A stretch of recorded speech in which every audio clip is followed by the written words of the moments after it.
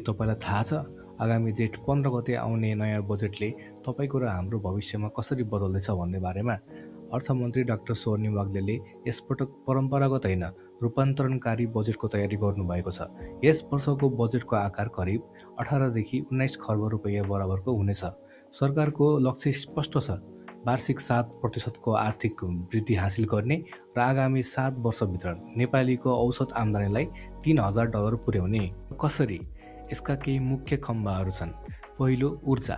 5 वर्षभित्र 15,000 मेगावाट बिजुली उत्पादन गर्ने लक्ष्य राखिएको छ।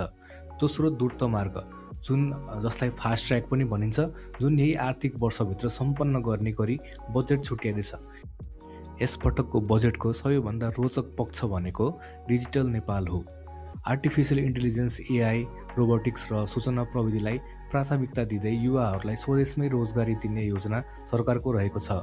साथै फजुल खर्च कटौती गर्न हप्तामा 2 दिन बिदा दिने र सरकारी संस्थाहरूमा व्यापक सुधार गर्ने नीति ल्याइँदैछ। सुशासन र पारदर्शिता नै यो बजेटको मुख्य मन्त्र हुनेछ। के डाक्टर वाग्लेको यो भिजनले नेपाललाई समृद्ध बनाउला त? बजेट भाषणको पूर्ण विवरणका लागि जेठ 15 गतेको प्रतीक्षा गरौँ। तपाईँलाई यो बजेटबाट के आशा छ?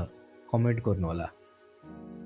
र यस पटकको बजेटले प्राइभेट सेक्टरलाई सपोर्ट गर्ने, नयाँ युवाहरूलाई बिजनेसको लागि प्रावधान मिलाउने र विभिन्न फरेन इन्भेस्टमेन्टहरूलाई नेपाल भित्र्याउने, डाटा सेन्टरहरू इस्ट्याब्लिस गर्ने जस्ता लक्ष्यहरू राखेका छन्, जसले गर्दाखेरि नेपालले वैदेशिक मुद्राहरू पनि आर्जन गर्न सक्छन्। हजुरलाई भिडियो मन परेकोमा प्लिज सब्सक्राइब गर्नुहोला। धन्यवाद।